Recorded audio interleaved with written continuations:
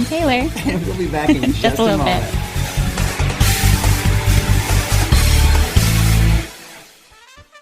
The average kid has a busy day. There's school, taking care of your pets, running around with your friends, going to sports practice, other activities, being hot. Sleep allows your body to rest for the next day. Not only is sleep necessary for your body, it's important for your brain, too. If your body doesn't have enough hours to rest, you may feel tired or cranky, or you may be unable to think clearly. One more reason to get enough sleep? If you don't, you may not grow as well. That's right. Researchers believe too little sleep can affect your growth and your immune system, which is what keeps you from getting sick. So stay active, but remember to rest. Public service message brought to you by KidsHealth.org and Radio Disney AM 1260.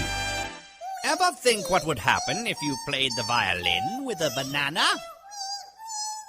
Well, even on a Stradivarius, it would sound pretty darn awful. Stop it! But eating fruits packed with potassium and other nutrients could help your muscles work better for you, which is great for playing the violin or anything else you want to play. Ah, that's better. Run, throw, think, eat better. Can your food do that? Find out at smallstep.gov. A public service announcement brought to you by the U.S. Department of Health and Human Services, the Ad Council, and Radio Disney AM 1260. Ladies and gentlemen, we'd like to welcome you back to the program here today. This is Jag. And this is Taylor. And this is Radio Disney's Backyard Show, learning all about a very, very incredible book called Christmas Notes, written by a gentleman by the name of Clint G Cox. He's with us today, calling in from Utah. We're learning all about it. Christmas Notes features a character named Sienna. We talked a little bit about her before. Definitely a brave little girl. She's an orphan. She's unable to communicate in the usual way. Where did you find inspiration for her? You had said before, you had seen your daughter not really getting into the Christmas spirit. Did it kind of come from that, or is this kind of a metaphor for something else? No, you bet. I've got two daughters. Okay. And I just remember the magic of when they were little, and plus, I have received little notes from them, and any parent that gets a note that is heartfelt from a child knows that it has the power to change lives. Yeah. Mm-hmm. And so, as I use this, and I love the character Sienna, and partly because I put so much of my daughters into her. That's great. And again, as we were saying before, I mean, all these characters with her. Especially, you can really, really picture this little girl. You can really almost get inside of her head in a way. I mean, it's mysterious in a way, too, because of the way she communicates. But at the same time, I mean, you really can. You really immediately off the bat start feeling for this girl. And that's a good response that I've had to the book, is most of the people were like, I couldn't put it down because I wanted to see what she does. Yeah, exactly. Of course. Does Sienna really symbolize anything for you? Is there, whether it be the Christmas spirit, whether it be communication, these important messages? She symbolizes just about everything that Christmas is for me.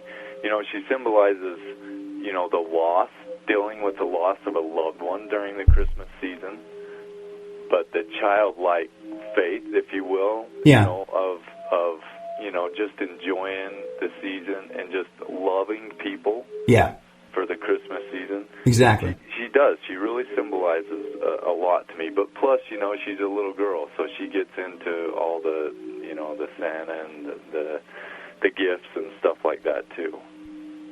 It's great. Wow. Can you explain a little bit more about how you went about creating such vivid characters in your book? You bet. Every character in there, except for the in-laws, I had to add some drama to a part of the book, and so the in-law part is nothing like my in-laws. My in-laws are great. But a lot of the characters come from either me specifically in my life or people that I know and what they've gone through. Oh, okay. That's awesome. That's wonderful. Definitely.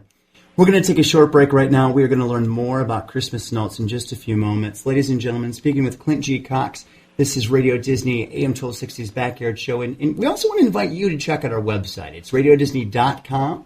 Once you go there, you can actually find out where the Radio Disney Road Crew is going to be next, find out where these events will be popping up, and get yourself on out there. This is Jag. And Taylor. And this is Radio Disney's Backyard Show. We'll be back in just a moment.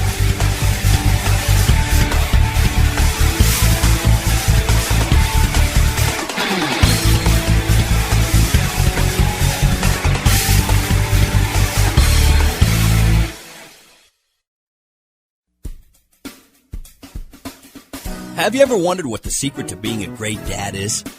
Well, here's a clue. Dad is a verb. It's not just something you are. It's something you do.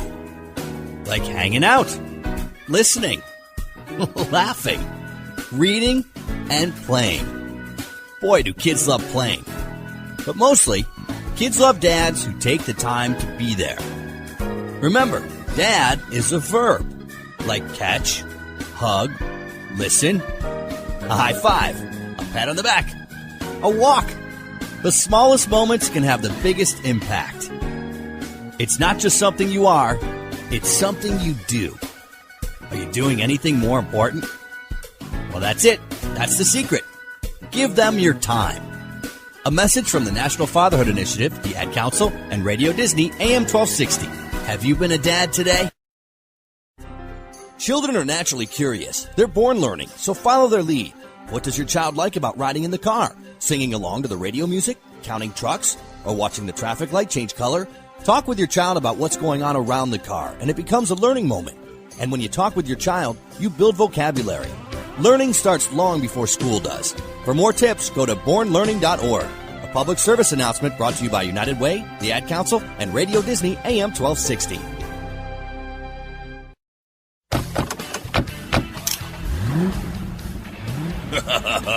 All right, man, let's go. Aren't you forgetting something? What? Your seatbelt. Oh, man, seatbelts ain't cool.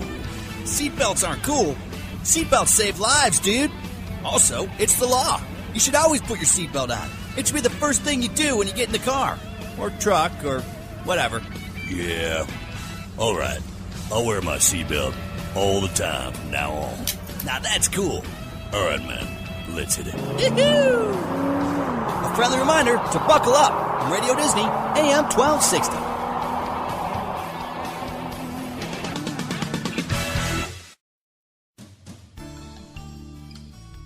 Hello, this is Tobin from Radio Disney AM 1260's Backyard Show. You know the expression practice makes perfect? Well, maybe nowhere is that more true than in music. The opportunity to study music is one of the most valuable things we can give our young people. Music is a positive outlet for creative expression. It reinforces teamwork, communication, self-discipline, and focus. All skills that will benefit them in every aspect of their lives. If your school has a music program, encourage your child to use it. Leave your kids a note for the future. Support music programs and music teachers in your schools and community. Also, don't forget that every child has an instrument that's free and sounds wonderful. Their voices. Music, part of a sound education.